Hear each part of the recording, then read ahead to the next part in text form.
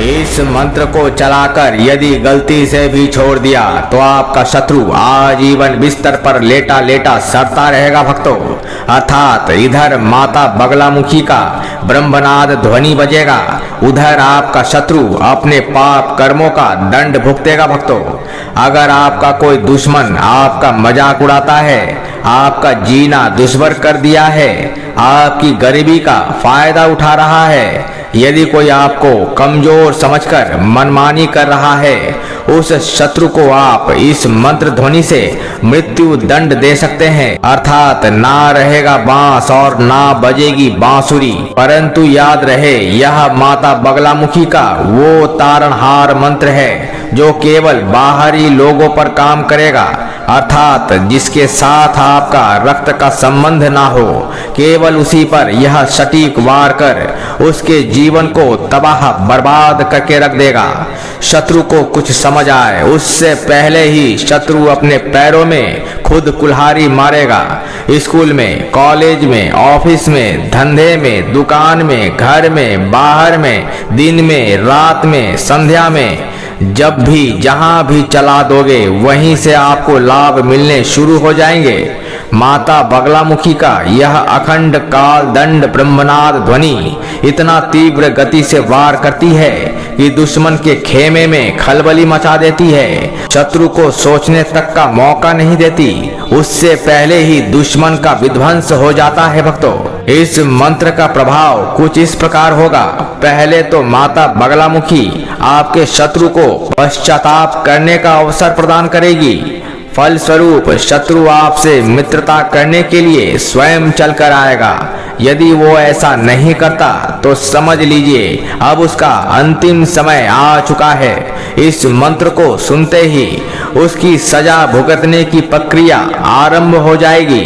बस आप इस मंत्र को क्रमानुसार 108 बार श्रवण करें। आप कभी भी इस क्रम को पूरा कर सकते हैं। इतना काफी होगा शत्रु की नैया डुबोने के लिए।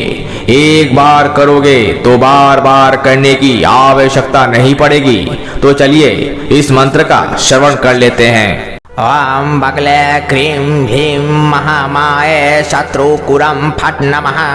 ओम बगले क्रीं भीं महामाये शत्रुकुरं फट् नमः।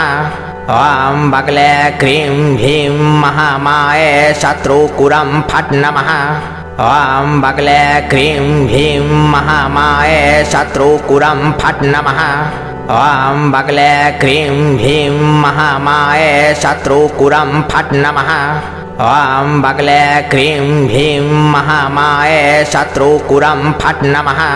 ओम बगले क्रीं भीं महामाये शत्रुकुरं फट् नमः।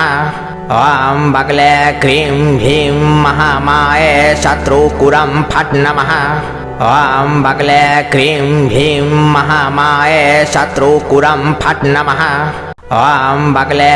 क्रीं भीं महामाये शत्रुकुरं फट् नमः।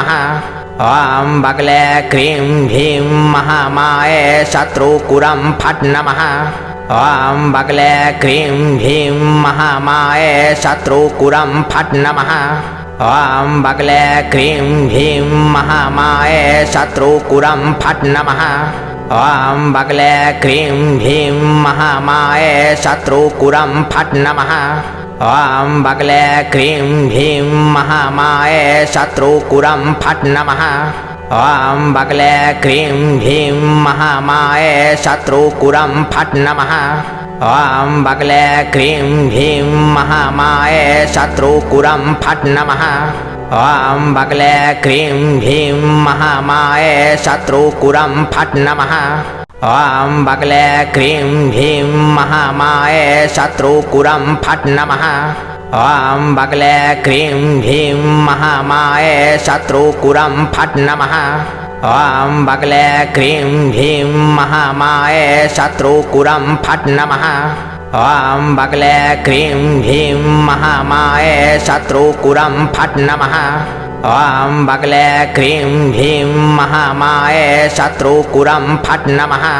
ओम बगले क्रीं भीं महामाये शत्रुकुरं फट् नमः। ॐ बगले क्रीं भीं महामाये शत्रुकुरं फट् नमः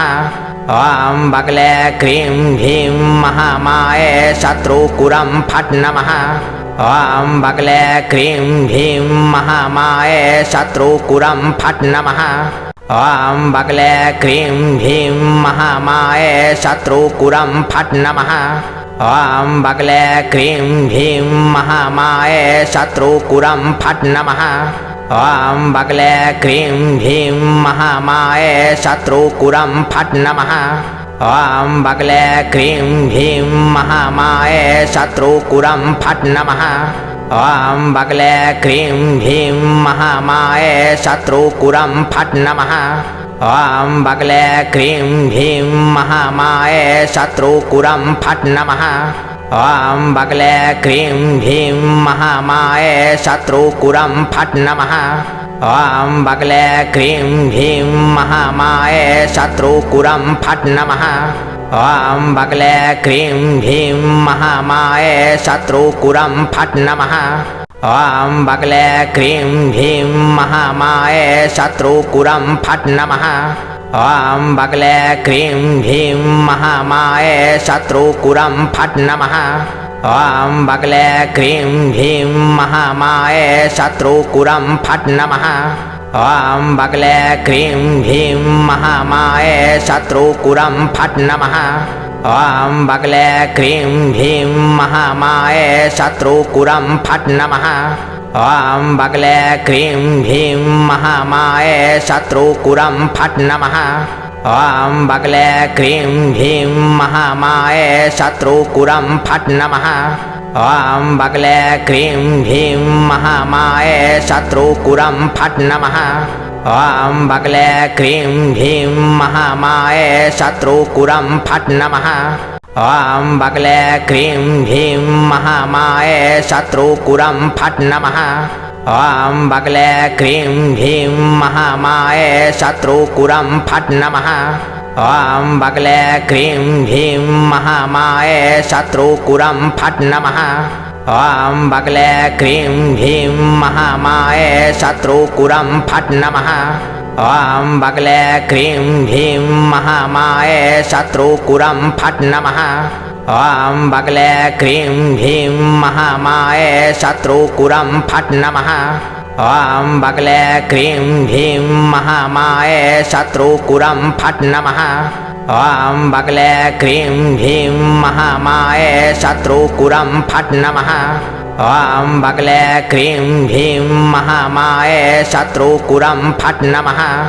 ॐ बगले क्रीं भीं महामाये शत्रुकुरं फट् नमः ॐ बगले क्रीं भीं महामाये शत्रुकुरं फट् नमः ॐ बगले क्रीं भीं महामाये शत्रुकुरं फट् नमः ॐ बगले क्रीं भीं महामाये शत्रुकुरं फट् नमः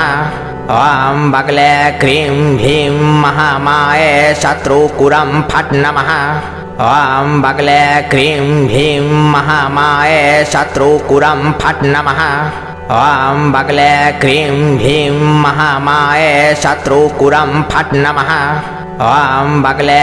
क्रीं भीं महामाये शत्रुकुरं फट् नमः ॐ बगले क्रीं भीं महामाये शत्रुकुरं फट् नमः ॐ बगले क्रीं भीं महामाये शत्रुकुरं फट् नमः ॐ बगले क्रीं भीं महामाये शत्रुकुरं फट् नमः ॐ बगले क्रीं भीं महामाये शत्रुकुरं फट् नमः ॐ बगले क्रीं भीं महामाये शत्रुकुरं फट् नमः ॐ बगले क्रीं भीं महामाये शत्रुकुरं फट् नमः ॐ बगले क्रीं भीं महामाये शत्रुकुरं फट् नमः ॐ बगले क्रीं भीं महामाये शत्रुकुरं फट् नमः ॐ बगले क्रीं भीं महामाये शत्रुकुरं फट् नमः ॐ बगले क्रीं भीं महामाये शत्रुकुरं फट् नमः ॐ बगले क्रीं भीं महामाये शत्रुकुरं फट् नमः ॐ बगले क्रीं भीं महामाये शत्रुकुरं फट् नमः ॐ बगले क्रीं भीं महामाये शत्रुकुरं फट् नमः ॐ बगले क्रीं भीं महामाये शत्रुकुरं फट् नमः ॐ बगले क्रीं भीं महामाये शत्रुकुरं फट् नमः ॐ बगले क्रीं भीं महामाये शत्रुकुरं फट् नमः ॐ बगले क्रीं भीं महामाये शत्रुकुरं फट् नमः ॐ बगले क्रीं भीं महामाये शत्रुकुरं फट् नमः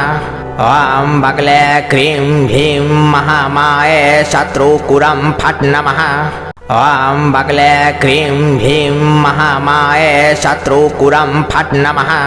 ॐ बगले क्रीं भीं महामाये शत्रुकुरं फट् नमः ॐ बगले क्रीं भीं महामाये शत्रुकुरं फट् नमः ॐ बगले क्रीं भीं महामाये शत्रुकुरं फट् नमः ॐ बगले क्रीं भीं महामाये शत्रुकुरं फट् नमः ॐ बगले क्रीं भीं महामाये शत्रुकुरं फट् नमः ॐ बगले क्रीं भीं महामाये शत्रुकुरं फट् नमः ॐ बगले क्रीं भीं महामाये शत्रुकुरं फट् नमः ॐ बगले क्रीं भीं महामाये शत्रुकुरं फट् नमः ॐ बगले क्रीं भीं महामाये शत्रुकुरं फट् नमः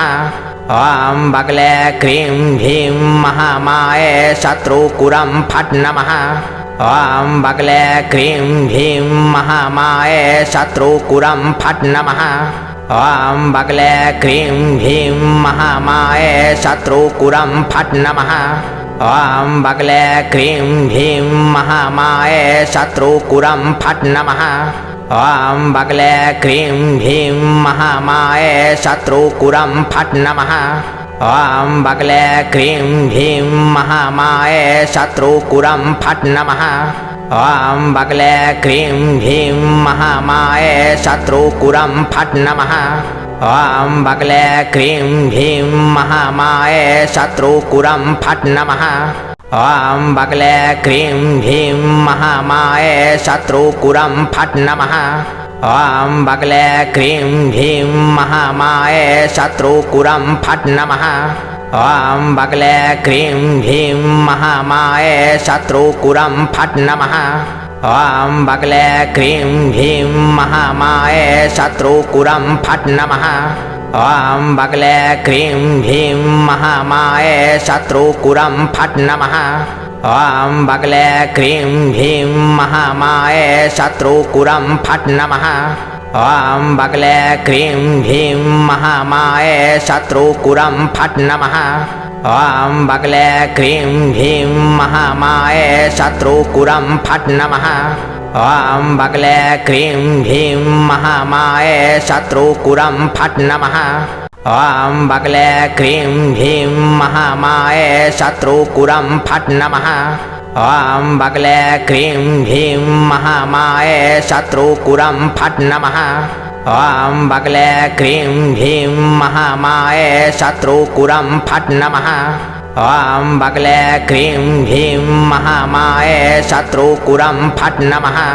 ॐ बगले क्रीं भीं महामाये शत्रुकुरं फट् नमः ॐ बगले क्रीं भीं महामाये शत्रुकुरं फट् नमः ॐ बगले क्रीं भीं महामाये शत्रुकुरं फट् नमः ॐ बगले क्रीं भीं महामाये शत्रुकुरं फट् नमः ॐ बगले क्रीं भीं महामाये शत्रुकुरं फट् नमः ॐ बगले क्रीं भीं महामाये शत्रुकुरं फट् नमः ॐ बगले क्रीं भीं महामाये शत्रुकुरं फट् नमः ॐ बगले क्रीं भीं महामाये शत्रुकुरं फट् नमः ॐ बगले क्रीं भीं महामाये शत्रुकुरं फट् नमः ॐ बगले क्रीं भीं महामाये शत्रुकुरं फट् नमः ॐ बगले क्रीं भीं महामाये शत्रुकुरं फट् नमः ॐ बगले क्रीं भीं महामाये शत्रुकुरं फट् नमः ॐ बगले क्रीं भीं महामाये शत्रुकुरं फट् नमः ॐ बगले क्रीं भीं महामाये शत्रुकुरं फट् नमः ॐ बगले क्रीं भीं महामाये शत्रुकुरं फट् नमः ॐ बगले क्रीं भीं महामाये शत्रुकुरं फट् नमः ॐ बगले क्रीं भीं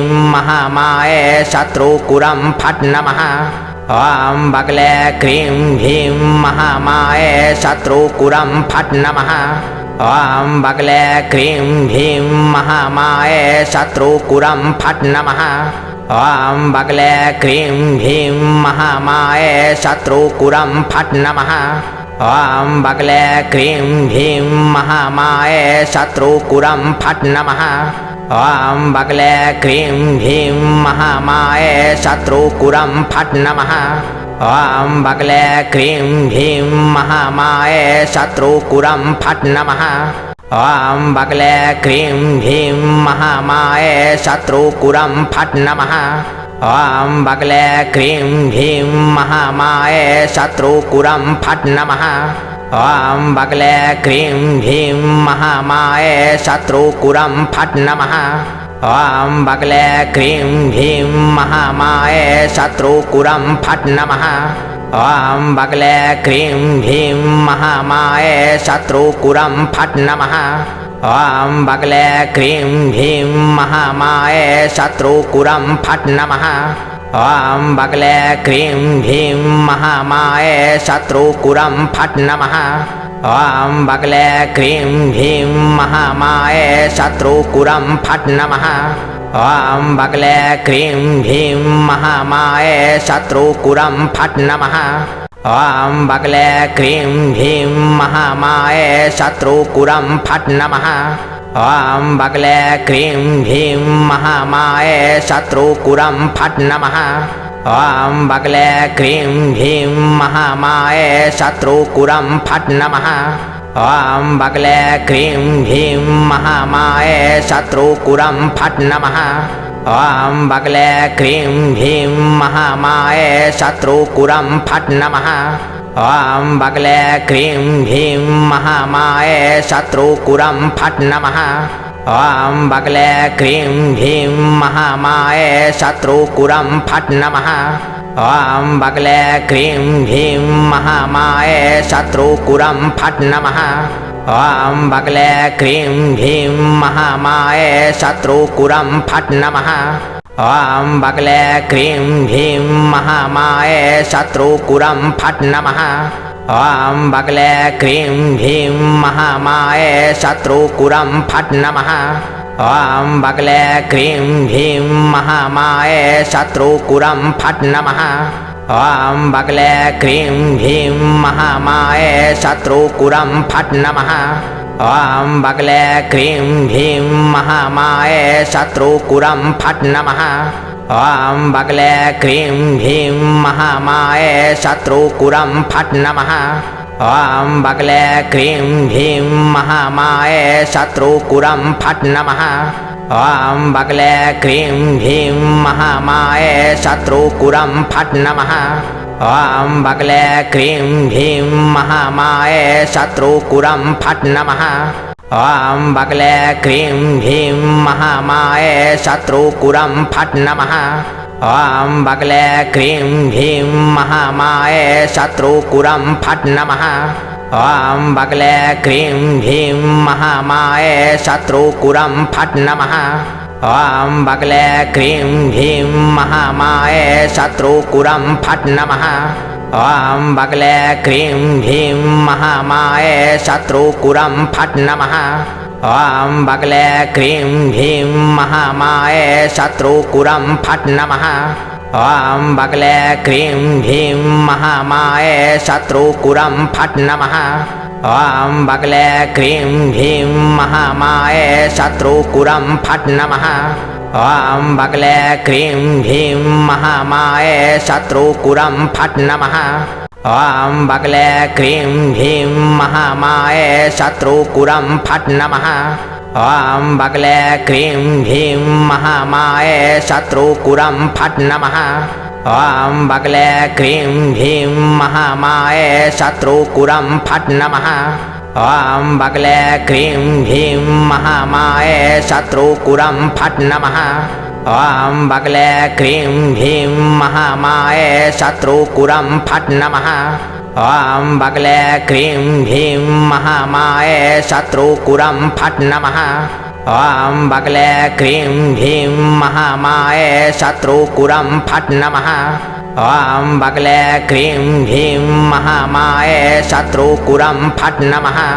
ॐ बगले क्रीं भीं महामाये शत्रुकुरं फट् नमः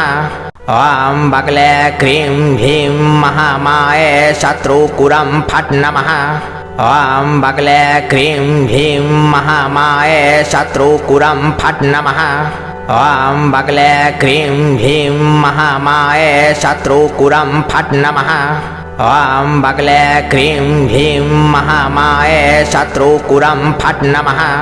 ॐ बगले क्रीं भीं महामाये शत्रुकुरं फट् नमः ॐ बगले क्रीं भीं महामाये शत्रुकुरं फट् नमः ॐ बगले क्रीं भीं महामाये शत्रुकुरं फट् नमः ॐ बगले क्रीं भीं महामाये शत्रुकुरं फट् नमः ॐ बगले क्रीं भीं महामाये शत्रुकुरं फट् नमः ॐ बगले क्रीं भीं महामाये शत्रुकुरं फट् नमः ॐ बगले क्रीं भीं महामाये शत्रुकुरं फट् नमः ॐ बगले क्रीं भीं महामाये शत्रुकुरं फट् नमः ॐ बगले क्रीं भीं महामाये शत्रुकुरं फट् नमः ॐ बगले क्रीं भीं महामाये शत्रुकुरं फट् नमः ॐ बगले क्रीं भीं महामाये शत्रुकुरं फट् नमः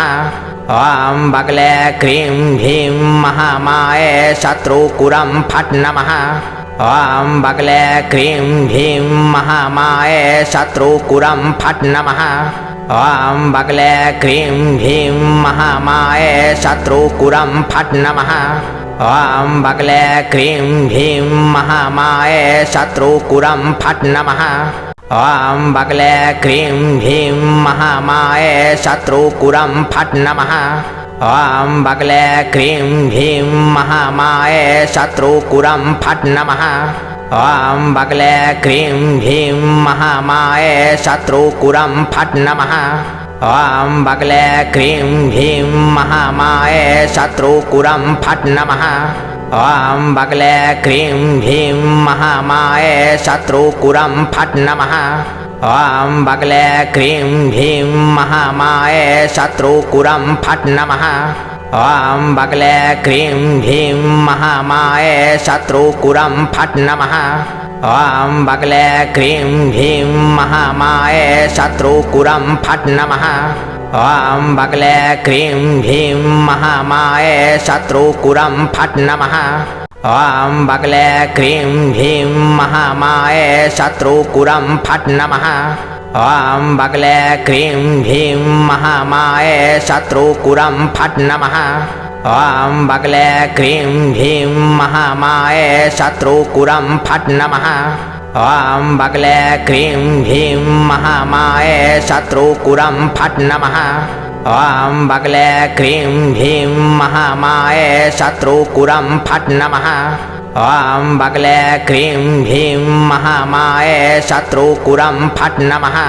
ॐ बगले क्रीं भीं महामाये शत्रुकुरं फट् नमः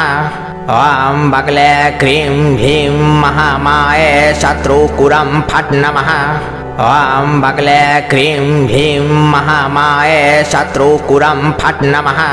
ॐ बगले क्रीं भीं महामाये शत्रुकुरं फट् नमः ॐ बगले क्रीं भीं महामाये शत्रुकुरं फट् नमः ॐ बगले क्रीं भीं महामाये शत्रुकुरं फट् नमः ॐ बगले क्रीं भीं महामाये शत्रुकुरं फट् नमः ॐ बगले क्रीं भीं महामाये शत्रुकुरं फट् नमः ॐ बगले क्रीं भीं महामाये शत्रुकुरं फट् नमः ॐ बगले क्रीं भीं महामाये शत्रुकुरं फट् नमः ॐ बगले क्रीं भीं महामाये शत्रुकुरं फट् नमः ॐ बगले क्रीं भीं महामाये शत्रुकुरं फट् नमः ॐ बगले क्रीं भीं महामाये शत्रुकुरं फट् नमः ॐ बगले क्रीं भीं महामाये शत्रुकुरं फट् नमः ॐ बगले क्रीं भीं महामाये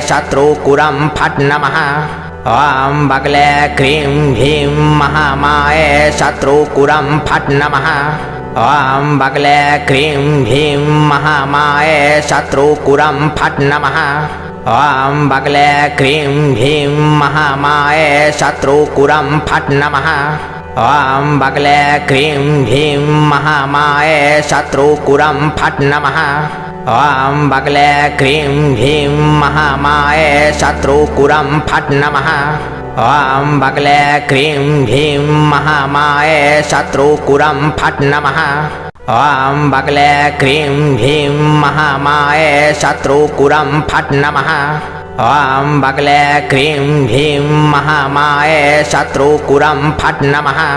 ॐ बगले क्रीं भीं महामाये शत्रुकुरं फट् नमः ॐ बगले क्रीं भीं महामाये शत्रुकुरं फट् नमः ॐ बगले क्रीं भीं महामाये शत्रुकुरं फट् नमः ॐ बगले क्रीं भीं महामाये शत्रुकुरं फट् नमः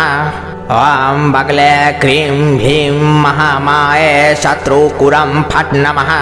ॐ बगले क्रीं भीं महामाये शत्रुकुरं फट् नमः ॐ बगले क्रीं भीं महामाये शत्रुकुरं फट् नमः ॐ बगले क्रीं भीं महामाये शत्रुकुरं फट् नमः ॐ बगले क्रीं भीं महामाये शत्रुकुरं फट् नमः ॐ बगले क्रीं भीं महामाये शत्रुकुरं फट् नमः ॐ बगले क्रीं भीं महामाये शत्रुकुरं फट् नमः ॐ बगले क्रीं भीं महामाये शत्रुकुरं फट् नमः ॐ बगले क्रीं भीं महामाये शत्रुकुरं फट् नमः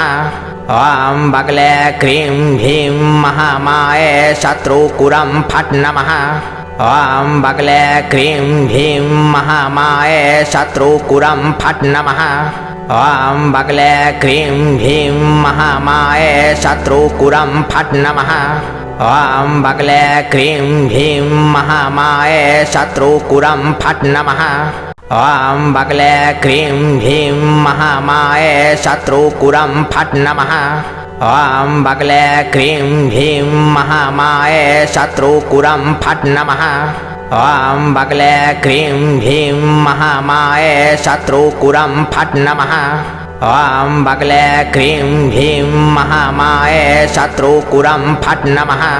ॐ बगले क्रीं भीं महामाये शत्रुकुरं फट् नमः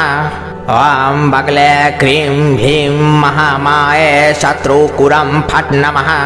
ॐ बगले क्रीं भीं महामाये शत्रुकुरं फट् नमः ॐ बगले क्रीं भीं महामाये शत्रुकुरं फट् नमः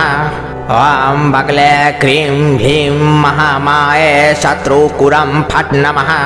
ॐ बगले क्रीं भीं महामाये शत्रुकुरं फट् नमः ॐ बगले क्रीं भीं महामाये शत्रुकुरं फट् नमः ॐ बगले क्रीं भीं महामाये शत्रुकुरं फट् नमः ॐ बगले क्रीं भीं महामाये शत्रुकुरं फट् नमः ॐ बगले क्रीं भीं महामाये शत्रुकुरं फट् नमः ॐ बगले क्रीं भीं महामाये शत्रुकुरं फट् नमः ॐ बगले क्रीं भीं महामाये शत्रुकुरं फट् नमः ॐ बगले क्रीं ह्रीं महामाये शत्रुकुरं फट् नमः ॐ बगले क्रीं ह्रीं महामाये शत्रुकुरं फट् नमः ॐ बगले क्रीं ह्रीं महामाये शत्रुकुरं फट् नमः ॐ बगले क्रीं ह्रीं महामाये शत्रुकुरं फट् नमः ॐ बगले क्रीं ह्रीं महामाये शत्रुकुरं फट् नमः ॐ बगले क्रीं ह्रीं महामाये शत्रुकुरं फट् नमः ॐ बगले क्रीं ह्रीं महामाये शत्रुकुरं फट् नमः ॐ बगले क्रीं ह्रीं महामाये शत्रुकुरं फट् नमः ॐ बगले क्रीं ह्रीं महामाये शत्रुकुरं फट् नमः ॐ बगले क्रीं ह्रीं महामाये शत्रुकुरं फट् नमः ॐ बगले क्रीं ह्रीं महामाये शत्रुकुरं फट् नमः